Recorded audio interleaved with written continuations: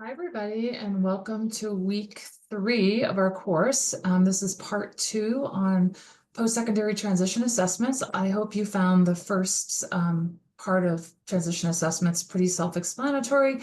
I did mention that I was going to do a walkthrough on the transition assessment Padlet, but I felt like my recording was already long enough. So hopefully you have had a chance to look at it. But if not, that's okay too. There's a lot on there. It kind of goes pretty deep. So I wanted to share my screen and sort of walk you through, I think, the best way to navigate this Padlet. So let's get started with that. So this is our USBE Post-Secondary Transition Assessment Padlet for students with disabilities. We tried to put everything kind of in one place like a toolkit. This used to be published like in an actual manual in a PDF, and it was so difficult to organize it and to keep the links live and those kinds of things. So we've really gravitated towards using Padlets a lot. I don't know if you're all familiar with Padlets. You can get a free account. You could build up to 3 of your own Padlets with a free account.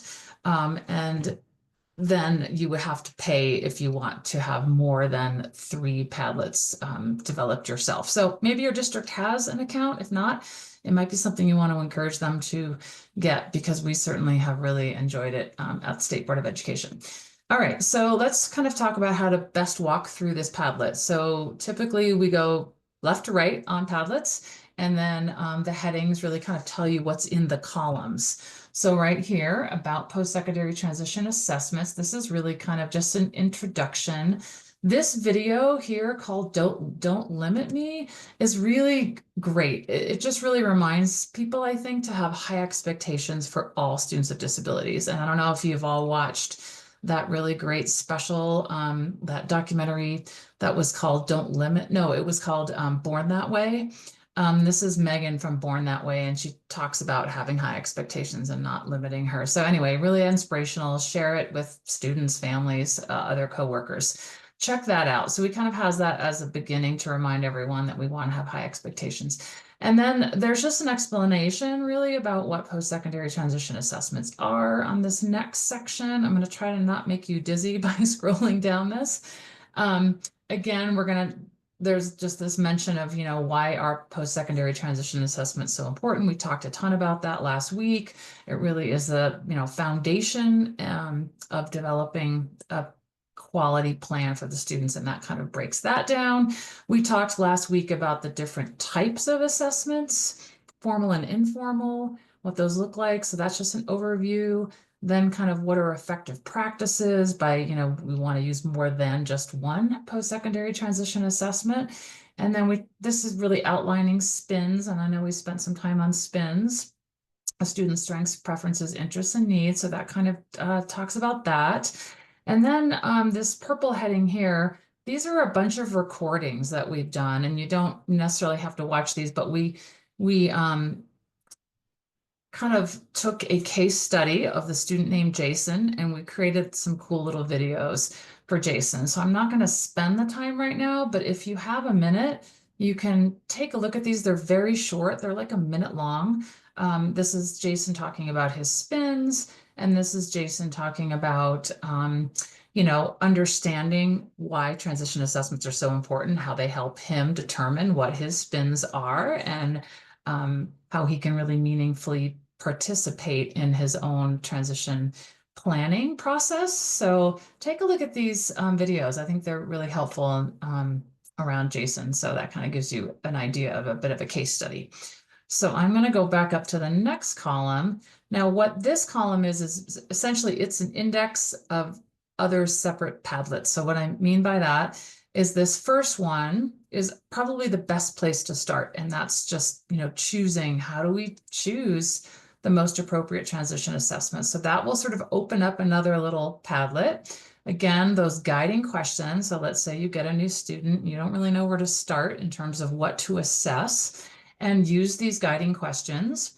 And then there's more information here, just considerations, making sure that you know your students' skills in terms of like their attention span and their reading ability, and just other considerations before you choose transition assessments. Now, on the Canvas course, I uploaded this transition assessment planning form. So that's where I'm going to go next. So you have access to this on the Padlet, but you also have it on the Canvas course. And this is just a nice place to start, I think. So considering those guiding questions, what do you already know about the student? What do we need to still find out? Who has that information, right? This doesn't necessarily mean that you have to administer a ton of different assessments, but maybe it means just you just have to reach out to other team members and figure out who's already done some of these assessments, like your CTE teachers, your school counselors, for example, parents, outside providers. Who's going to gather the information and when will it be gathered? So I'm going to go through this in my presentation in just a minute, but I just want to make you aware of this because I love this tool because it really outlines, I think, all of the different types of assessments there are so that we're not like missing some pretty big areas around transition. So remember back to when I said transition was just a single word, but it encompasses so much. You can see right here that it really does. So there's lots of assessments for independent living. There are not as many for education, further education and training, as you can see here. And then there are quite a few around this idea of employment and, jobs and how to best fit a student's career interest or their aptitudes to different types of careers. So pay attention to that transition assessment planning form. I think that's a really good tool to use. And then again, each time we go to kind of one of these other little sub Padlets within this large Padlet, on the very right-hand side, there's going to be a heading called index, and that kind of brings you back again to the index. Or you can always just use this, you can just go back to the original Padlet kind of homepage. But let's go right here. So we're on this one now, choosing age-appropriate transition assessments. That's a great place to get started. And then these are all the different domains. So if you're interested or you need to find career interest types of assessments, you click on that. And now kind of this other Padlet opens up that's just around career interest types of assessments. So there's one called My Next Move. These are web-based ones. You may have heard of ONET. That's a government website that, kind of matches a person's career interest with kind of labor market demands and what the labor market looks like. So that one's from the federal government, is pretty current. There's something called the Virtual Job Shadow, which is a really, really great tool that provides students with assessments, but also tons of videos on just every job under the sun. Like they literally have thousands of videos. This website, Virtual Job Shadow, actually now it's called Pathful Explore. It is free to any special educator in the state. And I provide those accounts for people. So if you are in need, let me know, email me and I can get you an account. This is a really great, robust platform. It's got resume building and all kinds of stuff. It's really cool. You can actually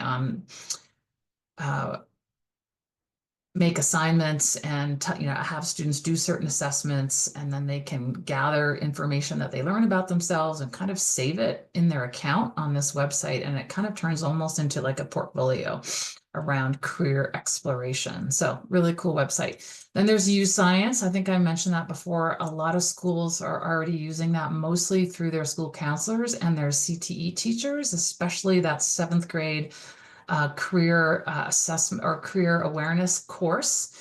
So find out if your school is using UScience, because there's some phenomenal information from that assessment that you could be using to inform the student's transition plan. So check that out. And then Georgina in our class actually brought this to my attention, but I had kind of known about it and sort of forgotten about it actually. So thank you. The Holland Code Career Assessment. And this is kind of around like people's personality, like if they like to work with people or with their hands or outside. So it's kind of a sort of a personality type assessment, but it lends itself to what kinds of careers a student might be good at based on their personality. So that's free. And then there's a few others. I'm not going to go through everything else, but there are some paper pencil ones. So that's called printables here. So these are simple paper pencil, if that's something you or your student prefers versus the web-based versions. There's a few there. And then again, we're back to that index. So on every one of these separate sections, you'll be back at the index. So we're currently on career and employment interest. So let's click on the next area, which is that idea of, assessing whether a student is ready for a college setting or a post-secondary setting. There aren't quite as many here, but there's definitely a few. Some of these principal ones, this guide to college readiness, this is a couple pages. This assessment really asks the student, if they have some of those executive functioning type skills that they really are going to need at the college level. So that's a great assessment to do. And then again, executive functioning is a huge area of need for a lot of students with disabilities. Can they, organize their work, use a planner, set goals, problem solve, those kinds of things. So that all falls under executive functioning. There's a couple of other college readiness surveys, and then there's a learning styles. This one has been around for a long time, but sometimes students don't necessarily know if they're like an auditory learner or a visual learner. So this, can actually teach them a lot about themselves and how they learn best. And maybe even it'd be something that you could do yourself, and sort of model that as to, I didn't realize that I was more of a kinesthetic learner, that I learned more by like actually moving and, doing things as opposed to reading things, or those kinds of things that you can learn from that assessment. So that's the post secondary training and college readiness domain. All right, and if you remember from our from last week, we talked a lot about this idea of self-determination and self-advocacy. This is huge. We don't want to skip this one. This, no matter what the student's disability, how significant their disability is, self-determination, really goes a long way. So the more self-determined a student is, that really the better their outcomes are. So again, there's some paper pencil checklists. There's some web-based assessments where it asks, a bunch of questions to a student, such as, do you know your disability? Do you know what accommodations you need? Do you know what an IEP is? Do you know how to ask for help? All those kinds of things. So lots of assessments in that area is super important. I'm going to go back to the index. And then the last few, there's adult living and independent living. And again, that can run the gamut, right? That can be all kinds of things around safety, communication, self-awareness, medication management, community living, transportation, wellness. So independent living, adult living skills is a huge area. You could focus on all of those, or you can just focus on a few. But again, there are several different tools on this Padlet you could choose from. There's also one that's a survey to parents, because a lot of times students maybe can't assess that very well themselves. So it's nice to get parent input as well. So that is the area of independent living skills and adult living skills. And then we have kind of what we call these specialty areas. So again, we oftentimes need to use different types of assessments for students with complex needs. So there's a whole separate little sub-Padlet just around assessments for students with complex needs. A lot of these I've tried to keep, really simple. A lot of them are just one-pagers, like the positive personal profile I mentioned last week, the life skills assessment, and then there are definitely some other ones here too, but probably too many for me to just go through all of them right now. But if you do work with students with complex needs, significant needs, please check these out and, see if they're useful. And if you have questions, please reach out. I know that when I taught this population of students, my district didn't really have great assessments and I had to go looking for them. So here they are for you. So hopefully those will work out. But again, reach out if you have questions on them. Okay, then there's this idea of healthcare. So oftentimes that there's a transition for individuals, with disabilities in the healthcare space. So if they have been seeing a pediatrician, now all of a sudden they're 18, they have to transition to an adult doctor. And along with that, there are some assessments to kind of determine, does the student, do they understand their medical needs? Can they advocate for themselves? Can they make a doctor's appointment? Can they tell a new provider, what they need? So there are definitely some assessments around that. One that also involves the parents and the caregivers, because that's quite a switch when parents have to switch their child's doctor from a pediatrician to an adult provider. That can be tricky. So there's that. And then there's just some other outlier areas. So this is kind of the toolkits in various areas. So assistive technology, there are some great assessments around that. And then there's just a whole lot of other assorted information on here, like a student dream sheet. For example, this is kind of a nice place to start. That's a kind of a questionnaire, you know, to ask students what they envision for their future. Kind of fun to talk about, you know, what their dreams are. There's some Spanish assessments on here as well. So again, we could spend all day kind of diving into these, but I just wanted to give you a kind of a quick walkthrough as to what that Padlet looks like. Lots of information on there. So hopefully you have checked that out. And now I'm going to stop sharing and we're going to kind of go through the slides for this week. And this is part 2 of transition assessments. And so again, I want to kind of walk through the Mary case study, and then we'll talk a little bit about PLAFUP statements. Oh, I also wanted to mention that in the Canvas course, I put an example of what a PLAFUP statement is, and hopefully you're familiar with that acronym, but it's present levels of academic and functional performance. So when we give a bunch of transition assessments, it's really nice to then put those into some type of a summary, right? And we put that into a PLAFUP statement on the IEP, and it's a really great place to start the IEP meeting, I think, and to share that information with the rest of the team, especially family members. And I think it's really great if the students can actually like either read that PLAFUP or present it however, you know, they want to present it. And we're going to get more into that when we have a week where we talk specifically about student-led IEPs. So I don't want to go too far into that right now.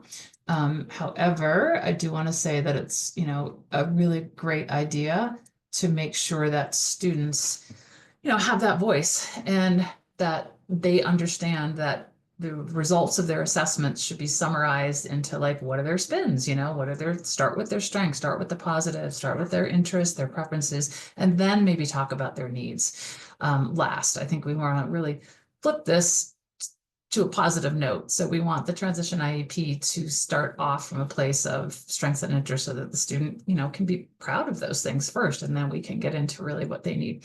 All right, so this week is transition assessment part 2. So these are kind of our objectives, how and how to find appropriate transition assessment. So we just went over that Padlet. You don't absolutely have to use that. It's just a nice place to go where you don't have to go hunting for more assessments. So we put a lot of them there for you. But again, it's not the end all be all list. We talked a little bit last week about using guiding questions and a transition assessment planning form. It's the one I just showed you, and we're going to kind of go into that a little bit more. And then, you know, to figure out how do we determine what to use with students?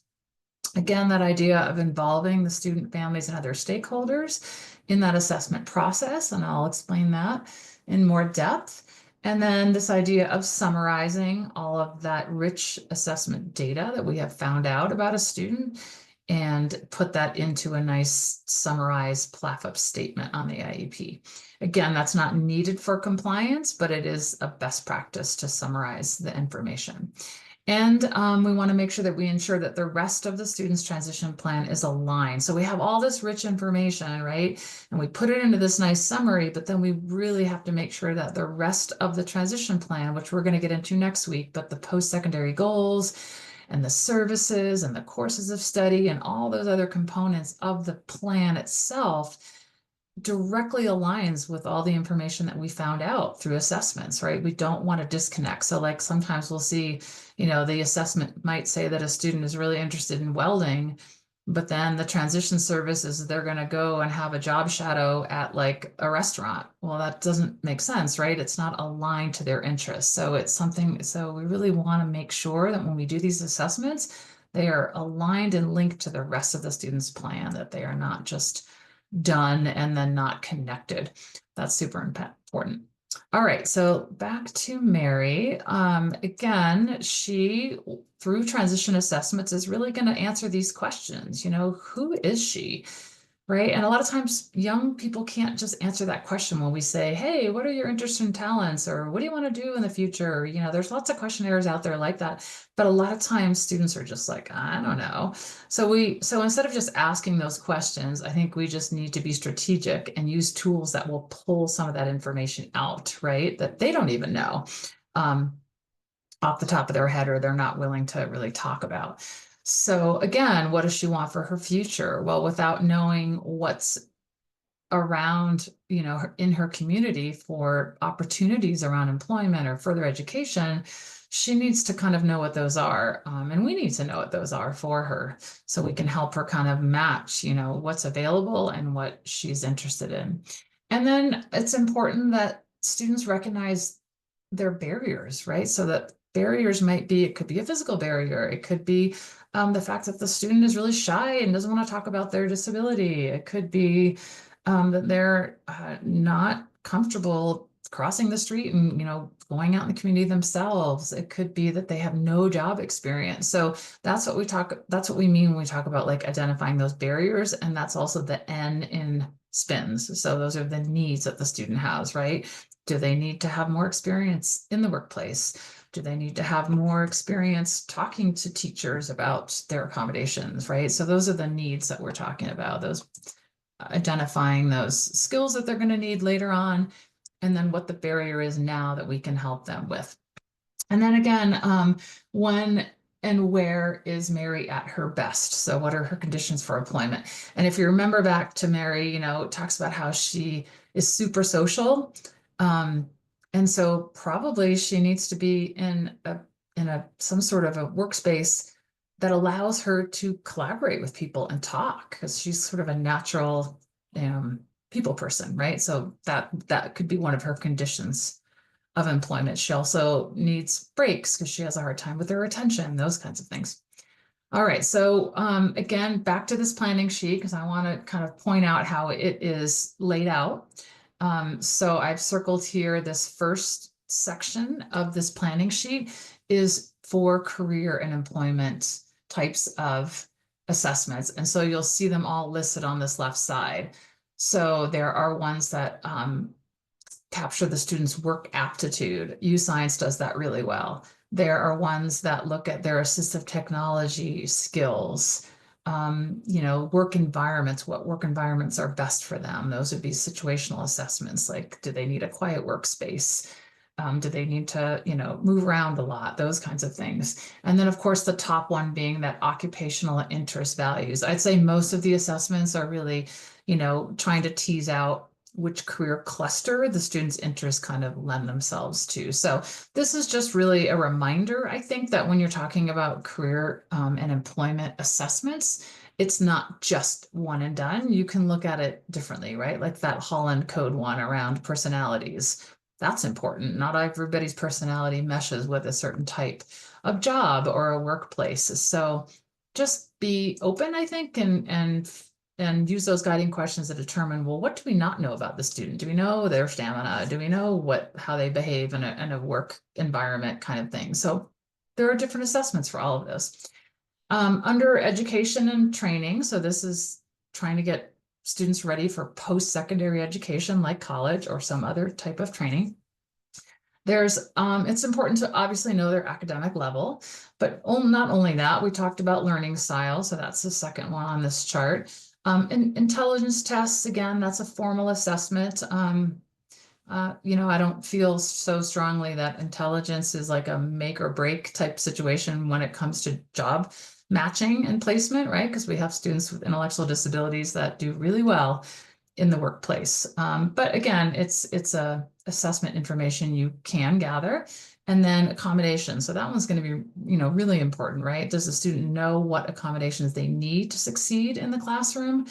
So certainly at a college campus, do they know what is available to them on a college campus? It's a little bit different than in high school. So understanding their accommodations is going to be an important piece, I think, when we're looking at transition assessments around this idea of further education and training, right? The special ed teacher doesn't go with them to college. The IEP does not go with them to college. If a student goes to college, they can get accommodations under ADA and 504 laws, but it is not in the form of an IEP. So it doesn't come with a case manager. It doesn't come with, a peer tutor, any of those things, right? So it's really important that the student kind of understand what accommodations they can get in those post-secondary settings. All right, and then the next one, this is kind of divided up a little bit into two sections, but this is all independent living and adult living. So there's a lot under here, right? There's that self-awareness, self-determination, money management, home living, recreation, transportation. This list is really long. Medical, communication, adaptive behavior. So this is huge. I think sometimes we discount, oh, independent living really isn't our job, right? That's just something that parents have to deal with. But I really think we need to pay attention to this, especially with all students with disabilities, not just our students with more complex needs. And this to me was always a great opportunity to have a conversation with parents to say, hey, what's the expectation at home? Is your student getting themselves out of bed, on their own? Do they clean up their own dishes? Do they help around the house? Are they choosing their clothes? Are they fixing their lunch? All of these things that are going to be so important if they're going to be, out in the adult world. So definitely consider independent and adult living skills. You don't have to, assess all of these areas. There are some lengthy assessments that do cover just about everything on this page. But I think, again, use those guiding questions. What do you need to know? What do we already know? What's already been assessed? What do parents know? To kind of get a nice picture of where the student is around this idea of independent and adult living skills. So, all right, back to Mary. Okay, so Mary realizes, she's interested in art, but she doesn't really know exactly what she wants to do after high school in terms of a job, which is really typical of a lot of our youth, right? So she has identified that she wants to do a career interest inventory to see where some of her skills and interests lie in relation to different career interests. So again, she's very much part of this process. So we know that students, frequently change their interest.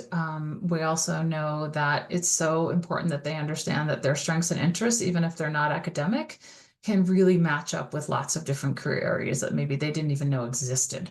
So it's really important to assess this. Students need opportunities to explore various careers through job shadowing. That's another thing is, some students, if we show them pictures of jobs, let's say, or even videos, they're not really going to be able to, I think, fully understand what that job is like until we get them into that actual place and that situation. And that's why things like job shadows or the ability to interview someone that's in a certain job that they have an interest in is so valuable, right? Getting students out into those workplace settings. And not to say that you have to arrange all of that. That can be done like through CTE, through a pre-employment transition service provider. VR can help with that, vocational rehabilitation. There are a lot of ways to get your students out job shadowing, but know that that is a super valuable experience, I think, that all students should have before they leave high school. And then again, knowing that students' conditions for employment. So, I think I shared with you before, if a student is highly distracted and don't put them in an environment that's really chaotic, right? And just kind of knowing your student and knowing the best way to match them in certain areas of employment. Okay, so again, I'm not going to go through all of these, I think, because we kind of put that on the Padlet, but there are so many different types of assessments. So again, use your guiding questions, use your transition planning form to figure out, what's missing, what do we need to still assess around this idea of interest, career interests. And then the college readiness, I would really highly recommend that we look at executive functioning assessments. That's a super important one. I mean, executive functioning is something we all need as adults, right? We all use our phone planners and set alarms for things, and we all have our routines and, set small goals and all those things, problem solving, everything around us. Executive functioning is super important, I think, to function well as an adult in our society. So there's some great assessments out there for that. And then we mentioned the college readiness one and the learning styles too. So those are all on the Padlet. And then those additional ones, so if there's some assistive technology needs, like the student really needs like a speech to text and, they're using that in school, will they be able to use that in college? Do they have access at home? Can they do it independently? So there's a lot of assessments around this idea of assistive technology also. So check those out. All right, so again, we want to make sure that we customize the assessment process. So it's not just a, one size fits all. It's not that, oh, we do all of these assessments with every student. It really is picking and choosing. And so Mary will really need to focus on this idea of career awareness. Remember, she's 16 years old. She definitely knows some of her interests, but she doesn't really know how those match to careers. But we may have to actually see how she is in some of these work settings. So we might give her a career interest inventory questionnaire, for example, but it might be really important that we get her out in a job shadow situation and then take some data there, right? Like, is she able to pay attention? Does she listen to her supervisors? What is her stamina like? Is this a good fit for her? Does she have the appropriate social skills? You can learn so much when you see students in a setting that you can't just on a online assessment or a paper pencil assessment. And so we want to make sure that we're matching that to the student. So ensure that the assessment methods are appropriate to the learning and response characteristics of the student. So again, there are some interest inventories that I think are like 100 questions. We might need to break that up for a student. And Mary will support and assist with any assessments that are required, reading and writing. So she, that's where some of her areas of need are. And so she might need someone to read them aloud to her or explain. So we don't want to just throw assessments at students and walk away. We really want to provide the support as needed.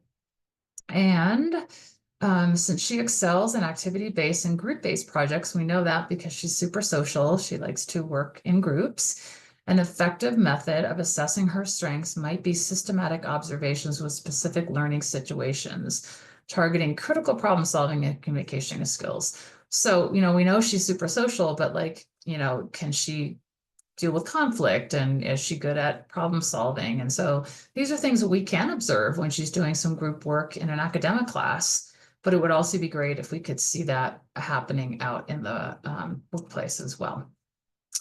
Assistive technology. So we know that she's got some learning disabilities, so she probably is going to have to rely on some assistive technology, especially when she goes on to college or possibly in the workplace also. So access to AT and appropriate accommodations in post-secondary settings will significantly increase her ability to participate. So knowing that, we might want to assess that or make sure that she's really comfortable with a lot of these tools before she goes to the college campus. It's really hard for kids to navigate just college in general, but if they have to learn a new technology, that can just be overwhelming. So she should be assessed to find out specific technologies that are appropriate for her. And also it might even be worth, going and visiting that college and going to the Disability Resource Center and for her to ask, do you have a smart pen, for example? Do you have speech to text technology that you can provide to me when I'm a college student here? So really finding out what she needs, what's available, and then possibly providing her some instruction and support around that. Back to environmental assessments, it's essential to develop and implement systematic methods for observing students, to really figure out their spin. So we can't always get all the information just from a formal assessment or a paper pencil assessment. We really want to kind of be almost like a detective, right? So we want to observe the student, see where they're at their best in all different types of settings, because we know that when they leave school, the settings are so different than school. So, whether we collaborate with the parents to get that information, or we have the opportunity to see her at a job site, that would be ideal. Or maybe she is working with a vocational rehabilitation provider and she has some opportunities to do job shadowing. And so we ask them, well, what have you observed when you've seen her in the workplace? So lots of different ways, I think, to get really, really rich information. And so we want to make sure that the assessment methods have to produce outcomes that influence the development of the plan. So it's a waste of time to get all this rich information around this idea of the student's spins in the context of, those three areas, further education and training, employment, and independent living, if we don't directly tie those to the transition process. And we'll talk more about that next week when we literally go through like all of the components of the rest of the transition plan. But just, keep that in mind, that we're not doing assessments just for the sake of doing them. We're really doing them so that we can really build a appropriate and quality transition plan. And when we talk about transition services next week, we'll really talk about like how important those targeted individualized services are to help the student, realize those dreams and goals of what they want to do after high school. So back to Mary, she might benefit from choosing between several different career interest inventories. So I would,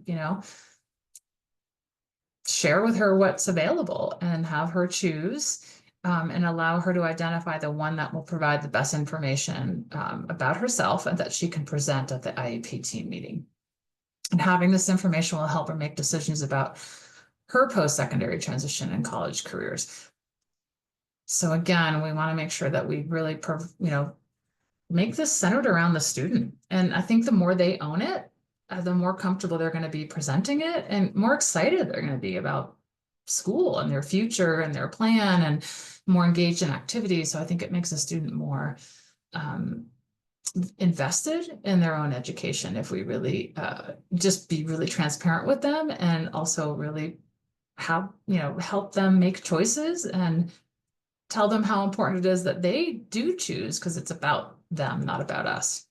Okay, multiple stakeholders. So we've talked, about this before, that this is not something that necessarily you as a special ed teacher have to do everything, but there can be many other people that can help with this, right? So getting input not just from Mary, but also from her teachers, her family, and any other outside providers she's working with, or anyone else that's in her support team. It could even be siblings.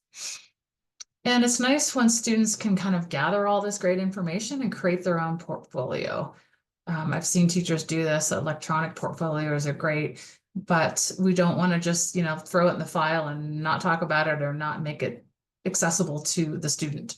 So it's really nice when a student can have that portfolio. So when she exits school, not only is it a process for her to learn about herself while she's in school, but I think what's so valuable is when she leaves school and she goes to college, let's say, and or vocational rehabilitation, she can share that information out. So she can say, oh yeah, like I've done these assessments. This is what I know about myself. This is what my needs are. This is what works well.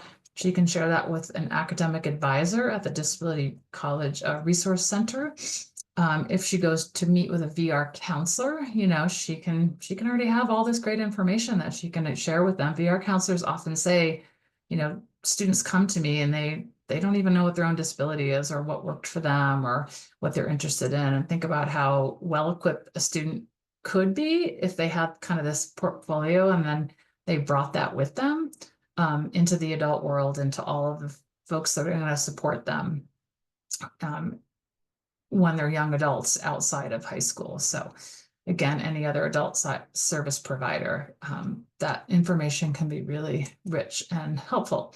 Okay, so we have this kind of concept of a timeline within transition. I'm not sure if you've ever heard of that, but we always say, we can't start transition too early. And if we wait to senior year and try to cram all this stuff in, it's really difficult. It's too much, right? So there's lots of different timelines out there, but this is just a general one. So, and a lot of times I think teachers that work with younger students say, well, they're not ready to talk about careers, or, how do we assess a student who's only in 7th grade for transition, right? Like this is too much. Well, this timeline, I think, kind of walks us through a little bit like this process of what it might look like. So in 8th grade, we're really just talking about, can the student identify simple interest preferences, things that they like, maybe their learning style, start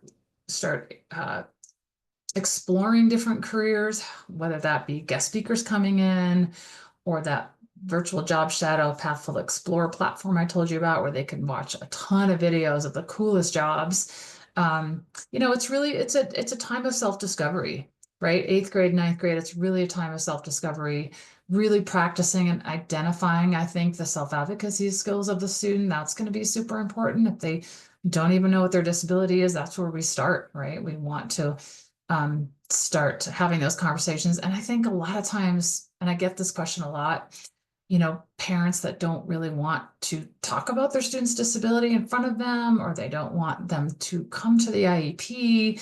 And I think we have to bring parents along in this conversation and first maybe find out like why they're so resistant to having their student understand their disability or attend their IEP. Maybe there's some fears, maybe they've had some bad experiences, and I think we need to be open and listen to parents very much about why they don't want to talk about the student's disability. So first and foremost, I think it's, develop trust in that relationship with parents. But then secondly, I think also letting them know, the parents know how important it is that a student is self-determined and comfortable and like proud of their disability, not ashamed of it, right? And so I think sometimes we as educators need to share that information with parents and say, well, first of all, the research backs it, right? Like we know that students are more self-determined, are better self-advocates, they have better outcomes, they do better in colleges and the jobs if they have those skills. That might be something we want to share with parents. And then I think, just bringing them along in the process and saying, this is really about the student, and transition needs to have them as an active participant. We just don't do this to them. We're doing this with them, right? So that's especially important, I think, early on.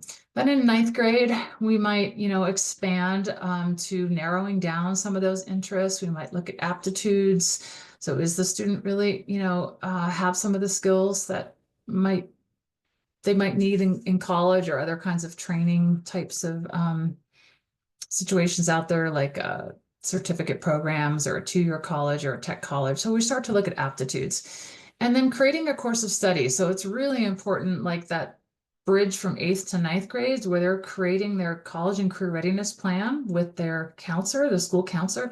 They're starting to look at like these pathways, right? Like, are they going to take a CTE pathway, for example? Are they going to take current enrollment classes? Are they going to, are they super interested in art? What does that course of study look like? So it's really important, and that we start talking about like courses, but also how's the student going to exit? In most cases, the student should get a regular high school diploma. But in some cases, the student might get the alternate diploma. We'll talk a little bit more about that in specifics, but for students with complex needs in Utah, they can earn what's called the alternate diploma. So, having those conversations about what they're going to be earning in those courses of study, super important. And that should definitely happen in 9th grade. It's hard when we have those conversations, a year before a student is supposed to exit and the team doesn't really know the direction the student's going in. So important to do early in high school, starting in 9th grade. And then in 10th grade, there can always be adjustments. So let's say the student tried welding and it just didn't work out at all. And now all of a sudden they're interested in IT or something, right?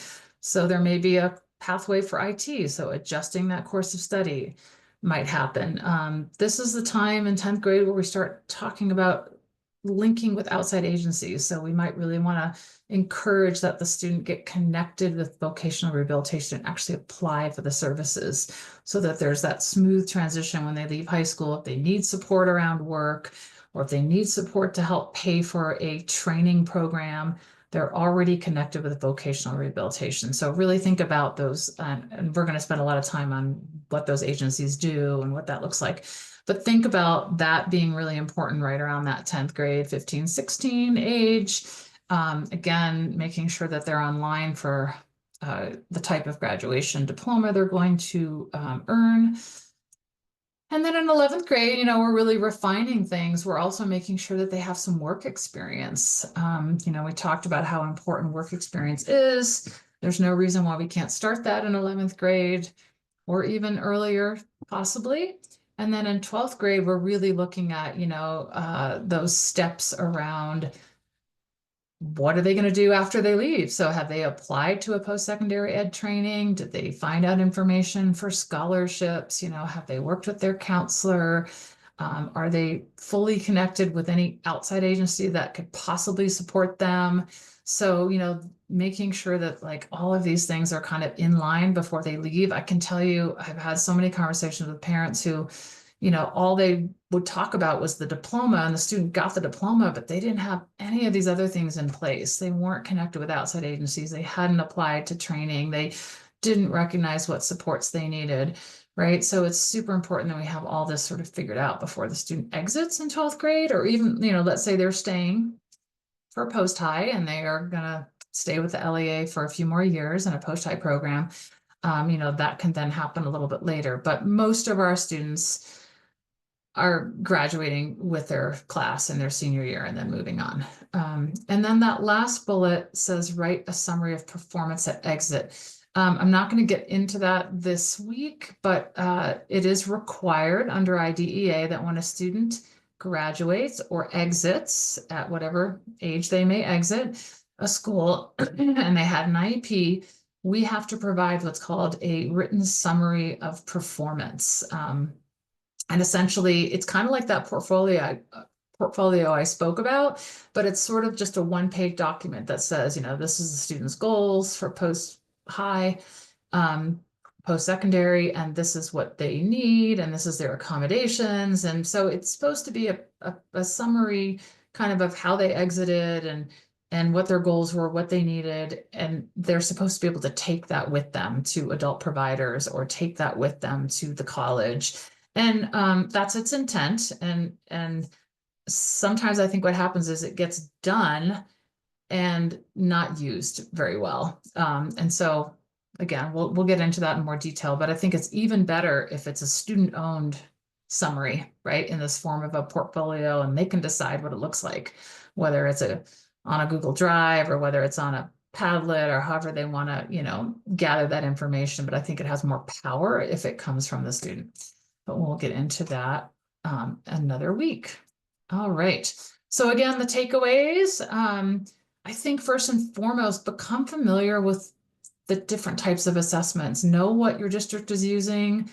Ask questions. If you feel like what they're providing you is not enough, use our Padlet if you can. But I would certainly see if your district has a toolkit and try them out. I know I tried many, and some I tweaked and some worked and some didn't work. And so again, the more you have in your toolkit, I think the better off you and your students are.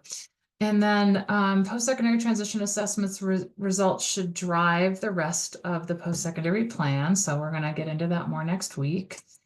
And then it is that ongoing process. Remember, it's not just a snapshot of time, a one and done. It's ongoing, it's student-centered, and it should be student-driven. And then post-secondary transition assessments of students with disabilities should be individualized. It's not a one-size-fits-all. And I know that requires a little more work, but if we're going to really provide robust transition services and quality plans, we have to do it that way, right? Okay, a few other takeaways. Make sure you use those guiding questions. They're available to you on the Padlet. Again, always, I think, ask the question if you don't remember anything else from, this class or this week's lecture, essentially. Hopefully you remember the acronym SPINS, and always ask yourself, did I capture all the students' SPINS in the context of, what they're going to need for post-secondary life? Then I think, that's a good starting point. And then make sure that we summarize all of that rich information we are gathering so that we can really provide what the student needs for transition services. So again, just kind of circling back, making sure that we are looking at everything from this lens of how do we best prepare our students for these three areas: further education and training, whatever that might look like, whether it's formal college, even students with complex needs, might take a community class. That's further education and training. Maybe their training is going to be on the job, but we're always kind of looking at how do we help prepare students in this context of being successful after school in some sort of further education, because we're all lifelong learners, right? And I think students with disabilities should also be lifelong learners. They don't stop when school stops. And then, of course, employment being a huge part of just about everybody's lives, right? So what do we need to successfully connect students to employment that's going to work best for them? And then this idea of independent and adult living skills. And we saw from that planning form that that's huge. We're looking at all different aspects of independent living. And some students may need, like lots and lots of support their entire lives because they have significant cognitive, impairments, or they have significant physical disabilities, or both. But we still always want to ask ourselves, how do we get the student to be more independent, or at least have more control over their lives, make more choices? So even in the context of students with really complex needs, I think we always have to say, they may not be fully independent, and that's okay, but how are they going to have more control over what they eat, what they wear, who they're with, where they go? That's, part of independent living too. So always think about assessing the student's spins with these three things in mind, right? And then I love this quote at the end. This is a individual with Down syndrome, an actress, and she says, "A long time ago, when I was very little, I dreamed about being on stage. Some people told me I would never be able to do it. So I only paid attention to those who told me that I could." So I think, especially with our students with complex needs, a lot of times we kind of set the bar low and, you know, don't have high expectations. I don't know if you've noticed, but I just feel like I've noticed so much lately, more and more when I watch like Netflix series or whatever, a lot of individuals with pretty significant disabilities are now, like they're acting and they're modeling and they're doing podcasts. And so I think we have examples of individuals with pretty complex needs that we would normally, not think could do these things, are doing these things. So I think we have to be super careful that we don't limit, and that we really, honor. I think that we may not know what employment looks like for an individual, but we never want to write it off or give up on them. All right, take a look at the examples of the summaries of transition assessments under that document that's called PLAFUPs, present levels of academic and functional performance. So that'll give you, I think, an idea of how we take some of this assessment information and then write it up in a PLAFUP that can go right on the PLAFUP statement in an IEP. It can also be, shared on slides where a student can read that, or it can be read out with technology. There can be, pictures that a student can share. But keep in mind that we want to really summarize those spins, celebrate the strengths, interests, and preferences, and then obviously talk about the needs. And next week, we will talk about how all that great information is going to really align and help, I guess, envision the student's transition plan. So that will be next week, but I'm going to stop there, and let me know if you have any questions, and I'll see you next week. Thanks.